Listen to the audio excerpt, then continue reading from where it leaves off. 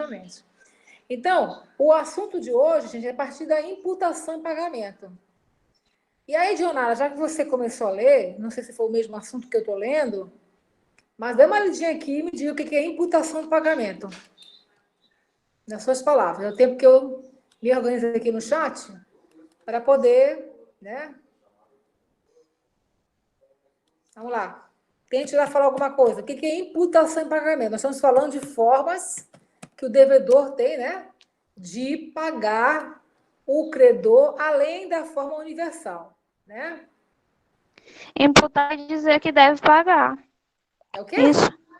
Imputar quer dizer que tem que pagar. Sim, mas o que é imputar? Professor, Qual é a a senhora está falando característica? aqui do artigo 352? É. Isso, mas eu acho que a gente estava no 346. Já? Não era isso? Professora, A a gente ainda pulou não pro falou. 52. O quê? A gente Oi? ainda não falou sobre a subrogação, Já quanto sim. nos artigos. Está marcado aqui no meu texto. Nós falamos sim. Já sim. Nós falamos quais foram os tipos dela, como é que ela ocorre, a substituição, deu exemplo de locação, entendeu? Tudinho aqui. Eu marquei aqui no meu bem aqui, ó. Falei dos tipos, né? Falei de como ela ocorre, da substituição. Falei sim. É até subrogação, tá? Eu falei sim, falei da consignação. Tudo bem então, professor? Sim. E aí? A próxima é a imputação. Nós vamos falar hoje. Sim? Oi? Pode me falar, por favor? Vamos lá, gente? Professor, então a gente vai para o artigo 352, certo? Isso. Tá. Basicamente fala que se a pessoa tiver duas ou mais dívidas de um mesmo credor, ela pode indicar qual das dívidas ela vai oferecer o pagamento, se todas essas dívidas forem pelo mesmo tipo, no caso de forma líquida. A pessoa obrigada por dois ou mais débitos da mesma natureza a um só credor tem o direito de indicar a qual deles oferece pagamento, se todos forem líquidos e vencidos. O que eu quero dizer com dívida líquida e vencida? Ei, gente, o que é uma dívida líquida e vencida? A dívida em dinheiro, né? Líquida é isso, em dinheiro, e vencida é quando passou da data do pagamento. Líquida é o seguinte, não é em dinheiro. Líquida é quando ela é certa, ela é definida, tá? E vencida, quando, logicamente, se tornou exigível pelo advento do prazo, tá? Já houve um prazo, né? Então, eu vou colocar bem aqui para vocês no chat. Vão copiando o que está no chat. Eu estou colocando bem aqui, tá? Óbvio, espera aí. Isso aqui... Tem alguém querendo entrar aqui primeiro? Vou colocar aqui primeiro quem é, espera aí. Observação bem aqui. Quando eu falo alguma coisa líquida e vencida, gente, eu não estou falando de dinheiro. Pode ser dinheiro, mas não estou falando coisa certa, definida, ó. Aqui, ó. As dívidas devem ser líquidas e vencidas. Considera-se líquida, segundo os dizeres do artigo do Código. De 1916, inclusive, coloca, né? Mas pode colocar aí segundo o artigo atualizado, né? 352 do Código Civil. Tá? Considera esse artigo e bota um novo aqui. OBS 2. Corrigindo aqui. 352 do Código Civil. Tá? Quanto à sua existência, determinada quanto ao seu objeto e a obrigação que se reputa devida e cujo montante já foi elaborado. Vencida é que se tornou exigível pelo advento do termo prefixado. Tá? Então, quando você ouvir falar em dívida líquida, é dívida certa. Tá? Quando ela é ilíquida, é quando o juiz ainda vai apurar, por exemplo, uma sentença, né? Ele faz uma condenação em percentuais, uma dosimetria que vai ser calculada ainda. Então, isso ainda vai ser calculado. Quando você está com uma sentença ilíquida, que você não...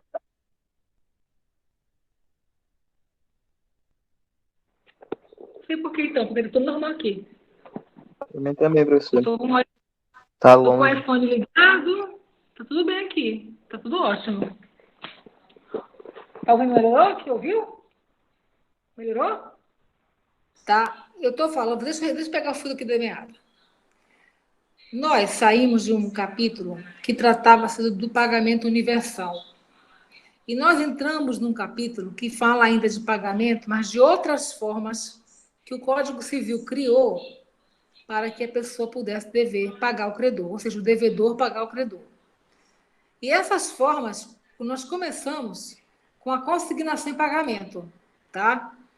E nós falamos também da subrogação, que para quem não lembra, ou fechou o caderno e por isso deixou até hoje sem abrir, tá? Subrogação significa substituição. Então, nós temos substituição de um polo, de um devedor por outro devedor. Então, se por acaso o pai quiser pagar a dívida de um filho que é devedor, ele pode até pagar, tá? Mas ele tem que ser autorizado pelo credor. Caso o credor não queira receber, ele não vai receber, tá? E aí, os efeitos dessa substituição não têm validade enquanto o devedor não autorizar também. E aí a lei prevê 2 tipos de subrogação. A convencional, que é feita de comum acordo de vontades, e a legal, que é feita através da lei, ou seja, segundo os requisitos que a lei estipula. Isso, literalmente, é o que está ali, na parte de subrogação. Subrogar é substituir, tá? Um polo por outra pessoa. E aí nós temos vários casos concretos. Vários, entendeu? Mas é importante lembrar que contratos como de habitação da Caixa Econômica Federal não há substituição, mesmo por morte. Contratos que tem fiador e avalista, sim, pode ser substituído, tá? E aí, na assinatura do contrato, quando há substituição, o anterior perde todos os direitos e o fiador assume a responsabilidade. E assim os efeitos daquela responsabilidade também. O avalista também. Então, hoje em dia, poucas são as pessoas que querem ser fiadores ou avalistas. A questão da esposa meeira, né? O que é esposa meeira? Aquela esposa que tem alguns casos, tá? Tem algumas situações que o Código Civil arrola em que o marido, o cônjuge, casado civilmente com a esposa, ele tem algumas restrições ao exercer alguns atos da vida civil que dependem dela, pelo regime de bens que eles exercem, que estão em comum no casamento. E no caso do regime parcial de bens. Então, tem algumas situações, tá, que às vezes o devedor não tem condições, mas os bens pertencem a ambos. E aí comprometem o bem da esposa em função do casamento com aquela pessoa que deve. É uma situação também de substituição.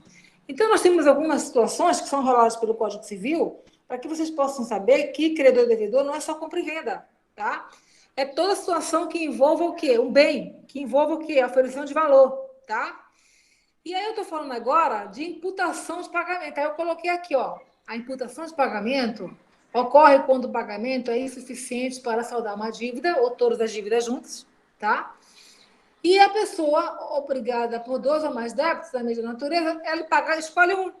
E se o credor concordar, tá, paga a dívida, tá? E aí o Código Civil vem falando sobre isso aqui, ó, da possibilidade de pagar com juros, de não pagar com juros, tá? Se ele fizer indicação e se essa indicação não for aceita, tá? Tem 4 artigos que falam sobre isso. O primeiro eu já li, vamos ver o segundo que eu já li, né? Não tendo o devedor declarado em qual das dívidas líquidas e vencidas quer imputar o pagamento, se aceitar a quitação de uma delas, não terá direito a reclamar contra a imputação feita pelo credor, salvo provando haver ele cometido a violência ou dolo. Essa questão de imputação, como é que isso se dá oficialmente, solenemente, tecnicamente, como é que ela ocorre? Ela ocorre mediante também processo judicial, tá? Existe uma ação judicial de imputação ao pagamento. E aí, da mesma forma, o credor é chamado para poder se manifestar, tá? É levada em consideração também a má-fé, a boa-fé, é levada em consideração todas as circunstâncias que nortearam o caso concreto, tá bom? Havendo capital e juros, que é por atraso, né? O pagamento imputar-se-á primeiro nos juros vencidos e depois no capital, salvo estipulação em contrário, ou se o credor passar a quitação por conta do capital. Então, gente, o credor ele vai ser assim, a chave mestre para poder decidir se ele vai aceitar o capital puro, se ele vai aceitar com juros, se ele vai concordar com a indicação, se ele não vai. Então, o código ele apenas arrola aqui o conceito técnico para que você possa ter uma ideia de como ele ocorre, essa possibilidade, tá? O outro, se o devedor não fizer a indicação do artigo 352 e a quitação for omissa quanto à imputação, ou seja, qual das dívidas ele vai escolher, entendeu? Esta se fará nas dívidas líquidas e vencidas em primeiro lugar.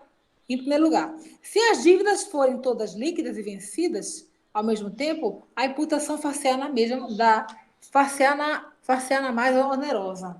Então, se não for indicada a questão da imputação, qual é que ele vai pagar, está aqui, ó. Aquelas que forem líquidas e vencidas, né, aquelas que forem certas e vencidas, serão pagas. Mas no caso, né, se elas forem todas líquidas e vencidas, não tiver nenhuma a apurar ainda, então a que for mais alta ele vai pagar, pode escolher, né? E ela absorve as menores, tá? Como ocorre no crime, né? As penas maiores absorvem as menores. Os crimes de menor complexidade, né, são absorvidos pelos menores. Um dia vocês saberão sobre isso, tá? Isso é a imputação, uma forma de também você liquidar uma dívida, tá? O próximo item, outra forma de pagar, é da ação em pagamento. Literalmente, da dação em pagamento, que está no artigo, tá, gente? 356, tá? A 359. Tá? Peraí. Sim.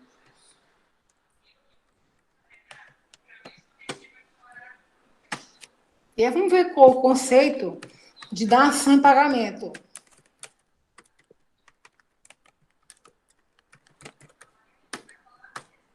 Tá? E aí nós vamos ver aqui, para colocar um conceito técnico, para poder lembrar. Primeiramente, vamos falar nele. Quando eu falo dação, que é uma palavra junta, tá? É um acordo convencionado é um acordo convencionado entre credor e devedor, onde o credor pode consentir em receber prestação diversa da que é devida. O credor não é obrigado a receber prestação diversa da que lhe é devida, mas mesmo que esta seja mais valiosa, tá? Então, o Código Civil, ele vende essa possibilidade.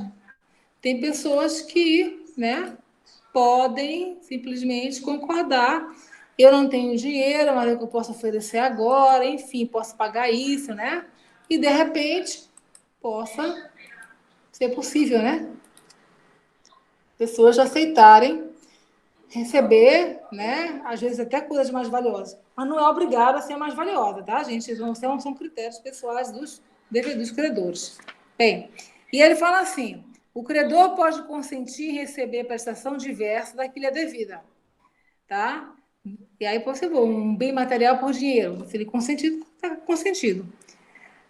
Outro artigo, determinado o preço da coisa dada em pagamento, as relações entre as partes, tá? Regulação pelas normas do contrato de compra e venda.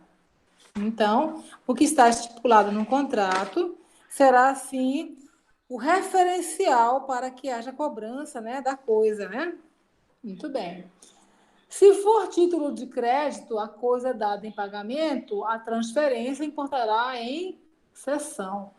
Vamos ver o que é título de crédito, para lembrarem o que é um título de crédito. Só um minutinho aqui para colocar bem aqui, tá? O que é um título de crédito? Temos vários, né? Quero um específico para cá. Então, eu falo assim. Eu quero no Código Civil, meu Deus do céu, peraí. Olha esse código bem aqui. Eu fui para longe agora.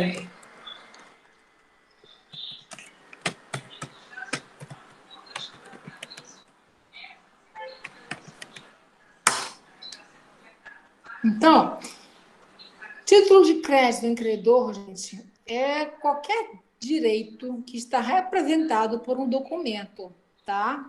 E aí nós temos vários títulos, vários títulos. Exemplos de títulos de crédito.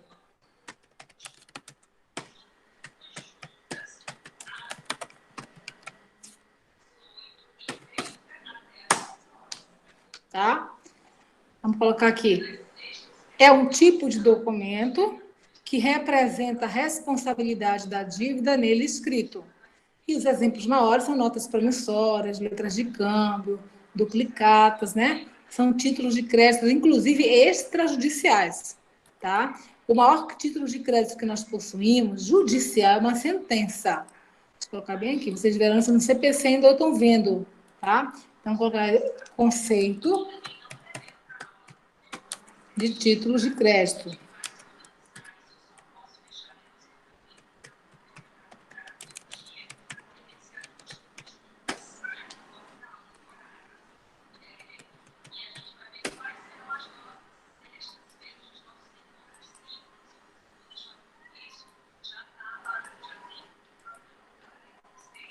Aqui, tá?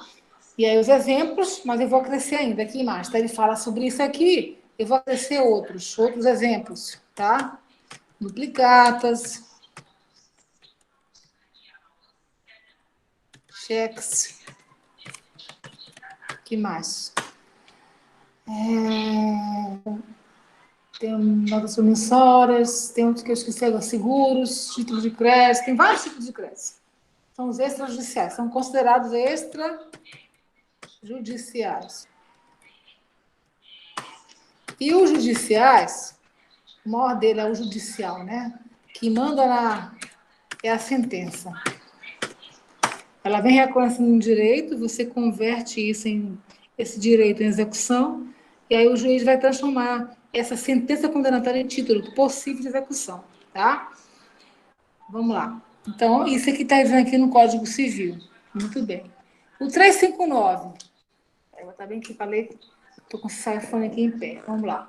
Se o credor for evicto da coisa, recebida em pagamento, restabelecer-se-á a obrigação primitiva, ficando sem efeito a quitação dada, ressalvados os direitos de terceiros. Vamos ver o que é uma evicção, tá? O que é uma evicção? Tá? Credor evicto. Tá, conceito, bem aqui embaixo, um auto-obis, né? Conceito de credor evicto.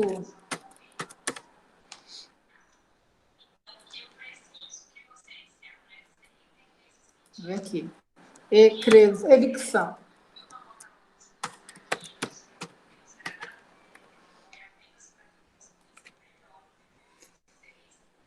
Bem,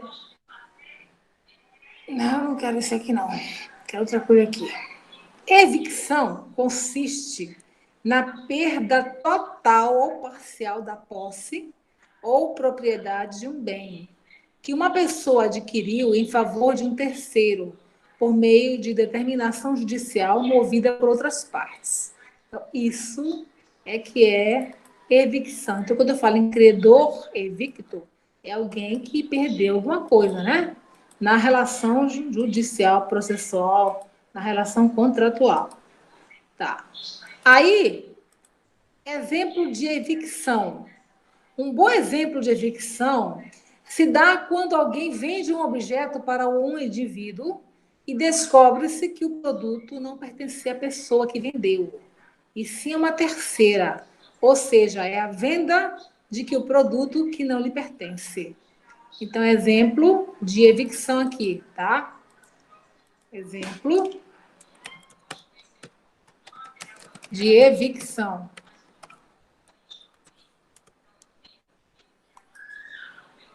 Tá? Muito bem. Quais são os requisitos da evicção? Primeiro, onerosidade na aquisição da coisa. 2, perda total ou parcial da propriedade. Posse ou uso da coisa alienada.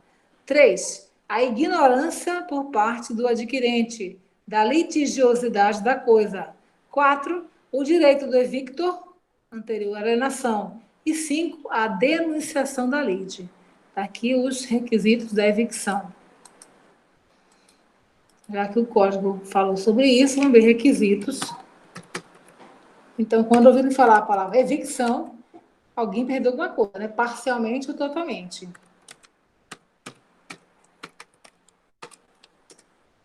Requisitos da evicção. Tá? Bem. Acabei aqui. Desculpa aqui. Vamos lá. Aí vamos ver outro instituto, né? Da novação, que é outra forma de você também pagar, né?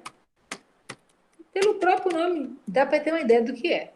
É uma nova dívida que vai surgir decorrente daquela outra. Então, por exemplo, os bancos te ligam para fazer novos acordos, né?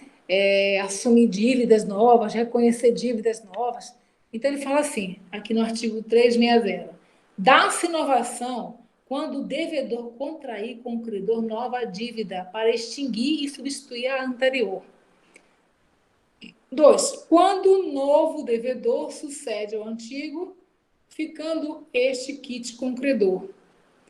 3. Quando, em virtude da obrigação nova, outro credor a subir substituído é substituído ao antigo, ficando o devedor quite com este. Então, aqui eu conheço várias situações bancárias com relação a isso. Só que eles cometem um pequeno equívoco, um erro. Renovar juros, né? Inovação de dívida com juros sobre juros é crime, né, gente? Não pode ocorrer. Então, vamos colocar aqui o conceito de inovação, que nós já sabemos, mas tecnicamente falando, doutrinariamente falando, nós temos que renovar. Então, conceito, tá? Conceito de inovação. Então, inovação é a extinção de uma obrigação pela formação de outra, destinada a substituí-la. Dessa forma, a inovação é o ato jurídico pelo qual se cria uma nova obrigação com o objetivo de substituir a outra anterior e extinguir. Tá? Tem que ter muito cuidado com isso, porque isso pode ser uma jogada de aumentar a dívida, né? Bem, aí nós temos também que saber quais são as espécies de inovação, tá? Quais as espécies de inovação? Nós temos as inovações citadas nos incisos, né? No artigo 360, tá? A objetiva ou real e a subjetiva. Vamos lá, vamos 3. A objetiva ou real, a subjetiva ou pessoal e a inovação mista, tá? E aí ele coloca aqui claramente essas 3 espécies, que são representadas pelos incisos do artigo 360. Tá dando para entender o que eu estou falando, gente? Estão copiando aí? É bom gravar para dar um print da tela, hein? Hein, gente? Estão gravando aí? Vamos lá. Tá. Aí nós vamos ver aqui também, tá? Qual a diferença entre inovação e uma nova dívida? Tá? Ele também coloca isso aqui. Aí a gente bota assim. Diferença entre a inovação e uma nova dívida.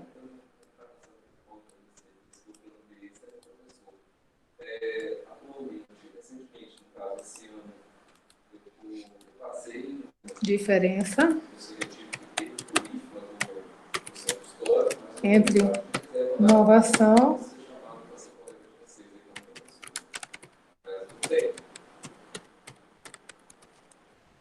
e nova dívida.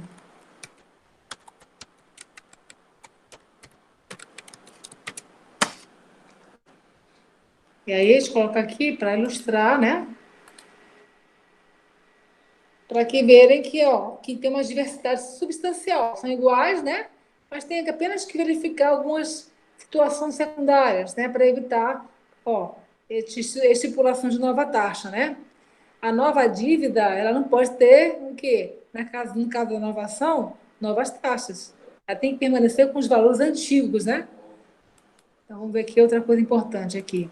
Vou me lembrar aqui de outras coisas aqui. Tá? Acho que isso aqui no momento. Vamos ver aqui também. Bem, aí, gente, para frente, ele fala assim, eu estou com dificuldade de ler isso aqui, mas espera aí. Até você pode ler aqui. Espera aí, assim, melhor.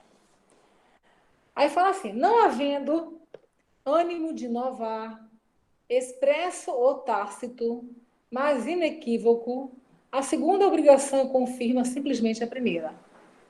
A novação por substituição do devedor pode ser efetuada independentemente de consentimento deste. Se o novo devedor for insolvente, não tem um credor que o aceitou ação regressiva contra o primeiro, salvo se este obteve por má-fé a substituição. A novação extingue os acessórios e garantias de dívida, sempre que não houver estipulação em contrário.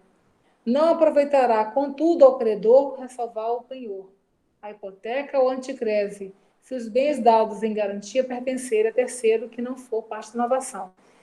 Esses institutos que são citados aqui são meramente referências, porque vocês verão eles no civil 4, tá? Que falam de coisas, e se reportam realmente à propriedade e posse. Tá? Então, aqui é meramente conhecimento técnico mesmo. Tá?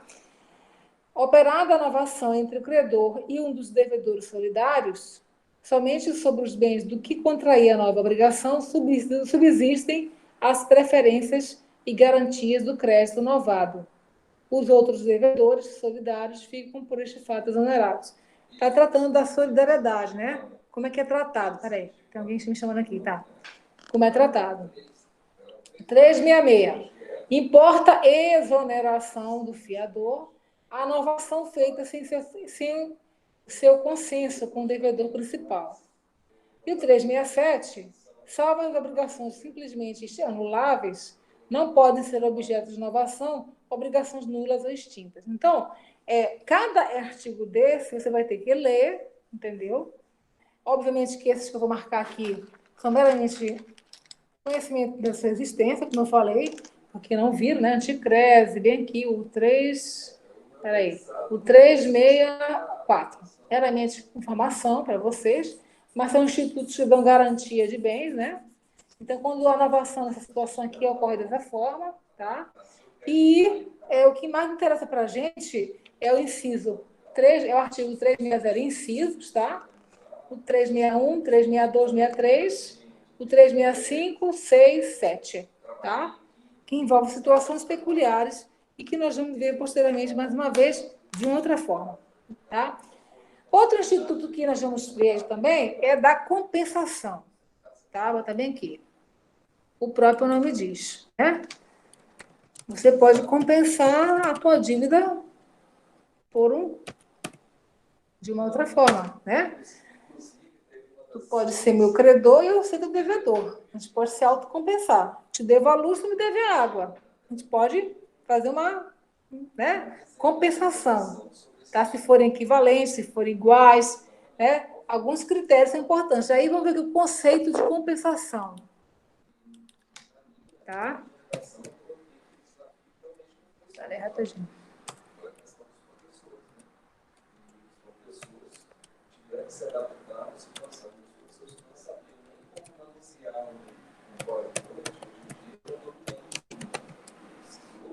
Um minutinho aqui. Conceito de compensação.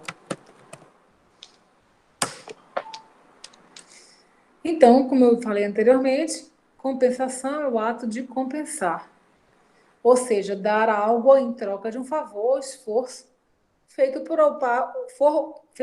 por parte ou de outrem. É considerado uma ação que gera o equilíbrio e igualdade das partes, ou entre as duas partes, fazendo com que não haja nenhuma com maior ou menor peso que a outra. Então, não pode ser desproporcional, né? Tem que ter uma questão, né, mais organizada. E aí, o conceito legal dele, nas obrigações, é assim. De acordo com o artigo 368 do Código Civil, a compensação pode ser arguida e realizada por uma das partes independente da vontade da outra. Daí extrai-se o conceito de compensação legal, uma vez que, em virtude de lei, essa pode ser realizada, faculdade de uma das partes, como forma de extinção da obrigação, tá? Então, é bem claro como ele propõe isso aqui, o conceito, né? Peraí. Conceito de compensação.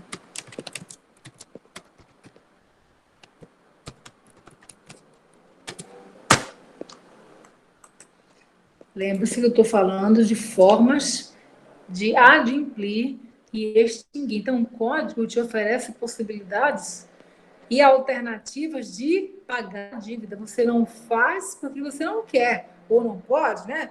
No silêncio não pode ficar, né? E aí, gente, do artigo 368 até o artigo 380, tá? Que ele vai ter uma pequena surpresinha com eles, né?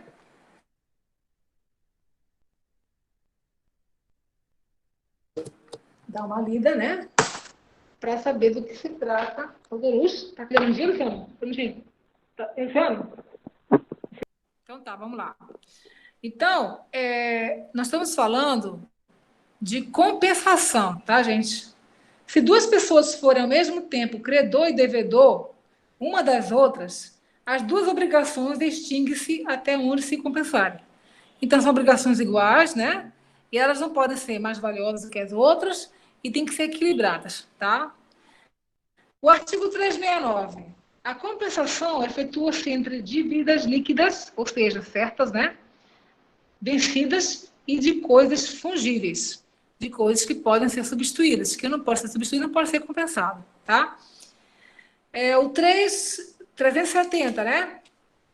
Embora sejam do mesmo gênero, as coisas fungíveis, objeto das duas prestações, não se compensarão, verificando-se que diferem na qualidade quando especificada no contrato. Elas têm que ter a mesma natureza, né, gente? Deixa eu desligar aqui o notebook, senão eu não queimar isso aqui. Tá. Então, gente, nós temos aqui a situação de que, para ocorrer a substituição, nós temos que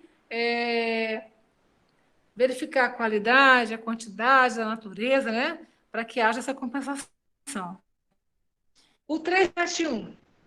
O devedor somente pode compensar com o credor o que este dever, óbvio, né? Mas o fiador pode compensar sua dívida com a de seu credor ao ofensado. Então, o devedor tem que pagar a mesma coisa. Agora, o fiador, ele pode pagar de outra forma, tá? E ele pode compensar com a de seu credor ao ofensado. Ele pode fazer isso também, tá? Ou pagar em dinheiro, ou pagar como ele estipulou no contrato, tá? Os prazos de favor, embora consagrados pelo uso geral, não obstam a compensação. Deixa eu ver se voltou aqui.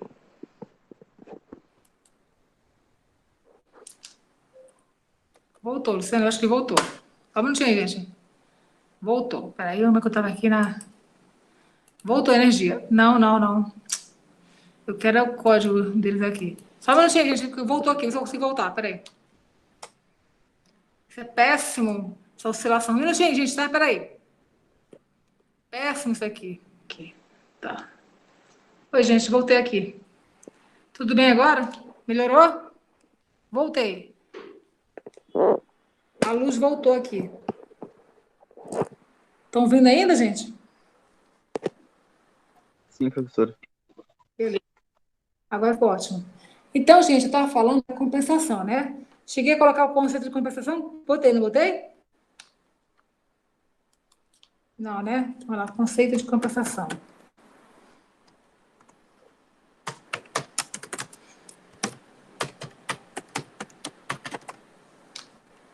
Tá lá. Compensação, tá, gente? Pode ser arguida e realizada por uma das partes, independente da vontade da outra. Daí extrai-se o conceito de compensação legal. Uma vez que, em virtude da lei, essa pode ser realizada, tá, sendo a faculdade de uma das partes, tá, como forma de extinção da obrigação. Então, é uma forma também de tratar da questão da compensação. Eu vou entrar nos outros dois tipos de institutos. Vamos lá. Da confusão. Depois eu vejo a questão dos outros artigos. Da confusão. É outra forma de você. Quando na figura do credor e devedor se reúnem várias situações, vamos supor que o credor não se sabe identificar nas duas partes quem é credor e quem é devedor, temos uma confusão da obrigação. Então, ele fala assim, né? Qual é o conceito de confusão? Literalmente, a confusão.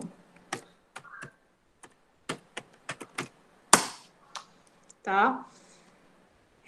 Vamos lá, que ele fala assim. Eu não quero confusão patrimonial, eu quero a confusão obrigacional. Confusão na obrigação.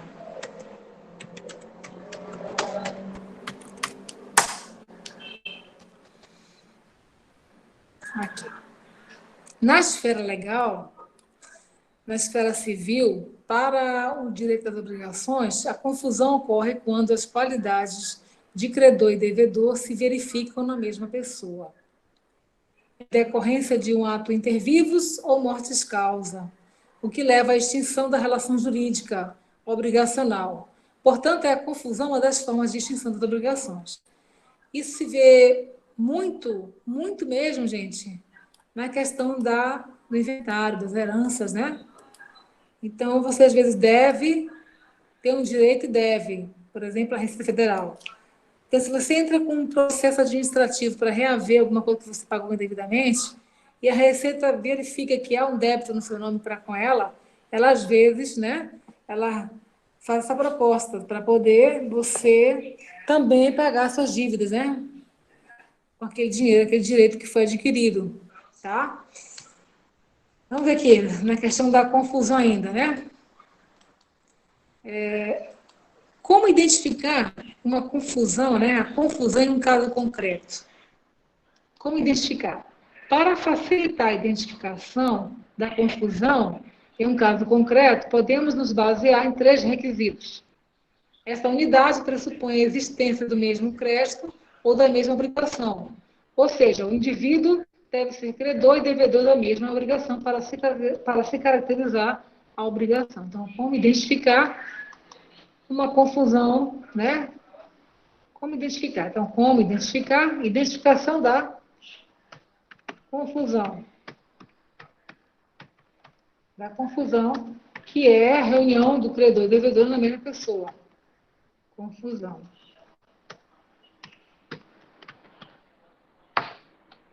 Tá? Aí nós temos aqui, ó, 3 requisitos que a doutrina aponta, tá? Deixa eu ver se tem uma coisa importante aqui sobre isso. Como entender a confusão no direito civil?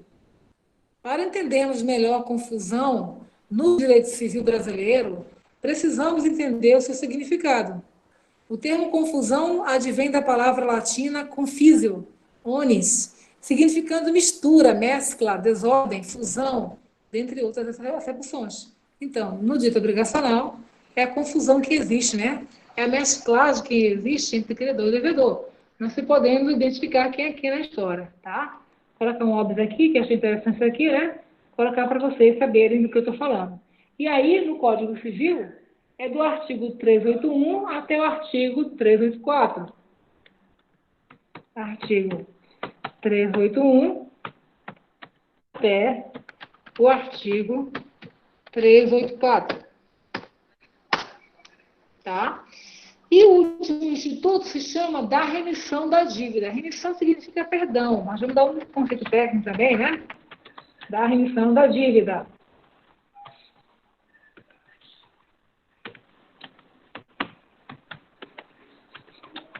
Da dívida. Tá? Remir significa perdoar, tá? E aí, gente, o credor às vezes pode perdoar, não pode? Pode. Então, remissão. Conceito de remissão da dívida.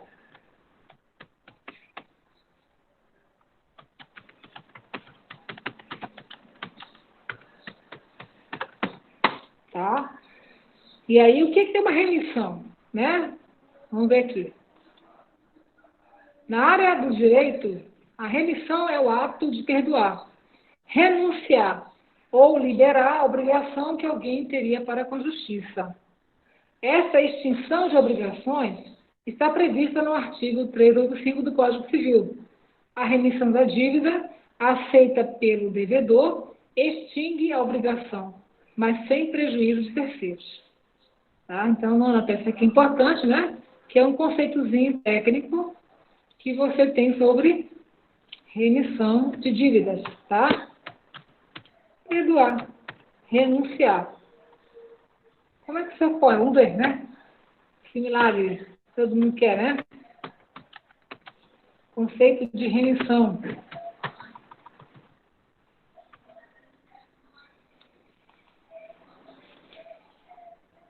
Aqui, tá? Vamos ver aqui. Como é que ele ocorre, né? Qual é a forma de... Peraí. Quando será concedida a remissão?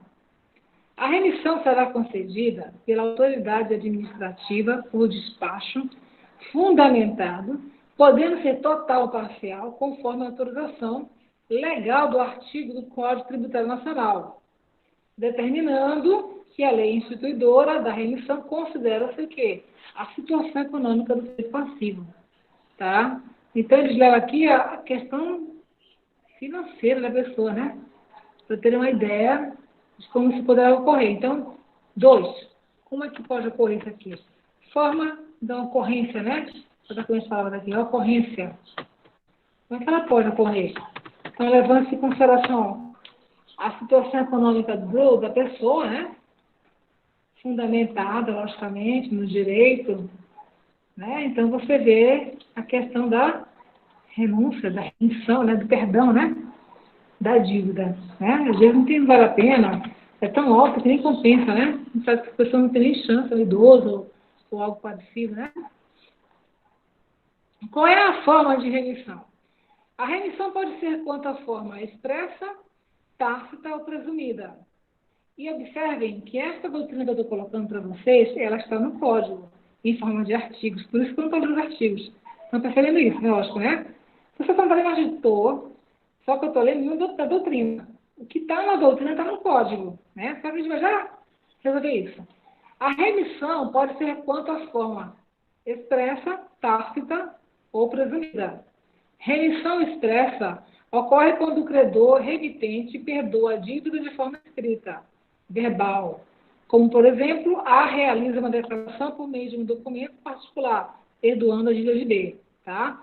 Então, isso aqui é uma situação de perdão, né? Forma de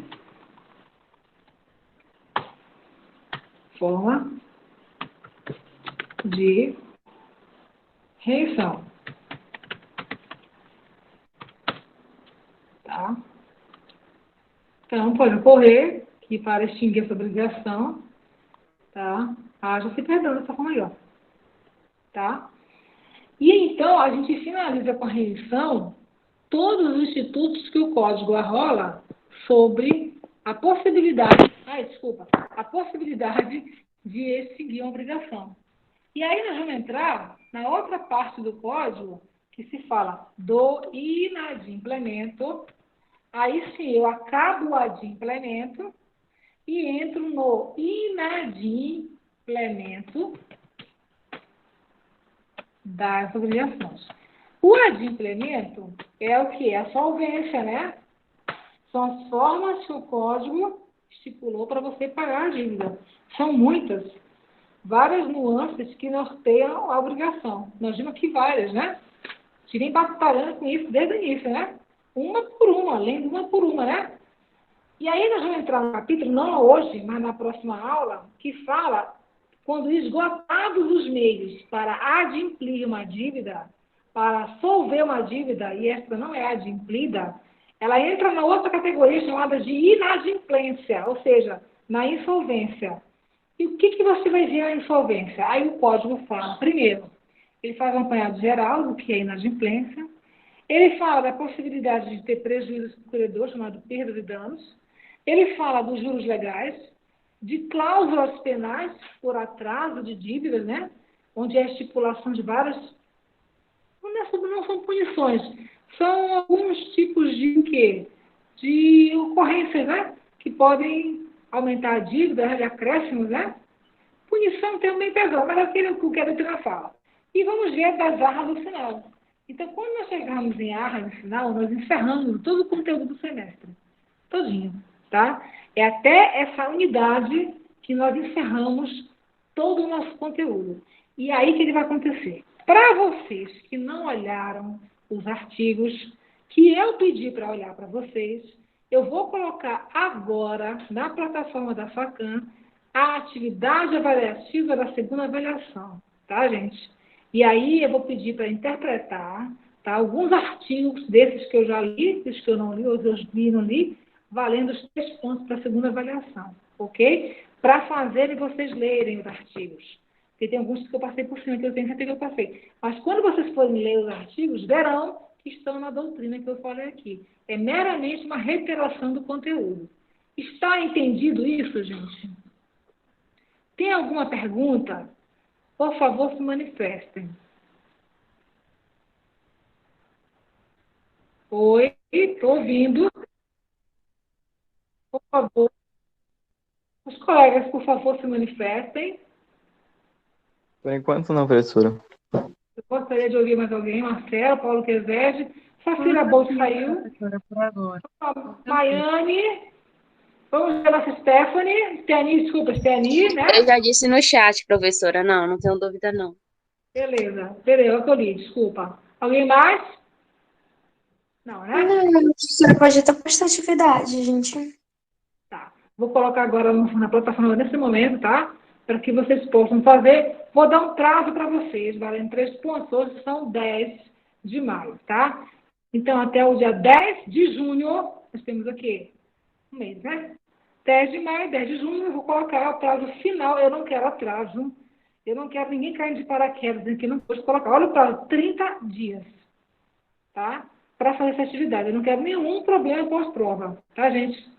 Eu tenho certeza que todos ficaram muito felizes, mas eu quero que todo mundo faça no prazo correto. Tá bem, gente? Isso aí? Muito bem. Até a próxima. Aí aproveita a oportunidade, tá? Já que eu vou falar na próxima aula sobre inadimplência das obrigações, entrando na última unidade do semestre, entendeu? Já dê uma lidinha para mim, por favor, tá? Para não ficar só eu falando, tá bom? Eu gosto quando vocês participam, eu gosto quando vocês se integram. Não é isso de hoje, não é vocês, não. Tá? Aliás, eu tenho ótimas referências de vocês. No livro aqui de hoje não é vocês, não. Tá bom?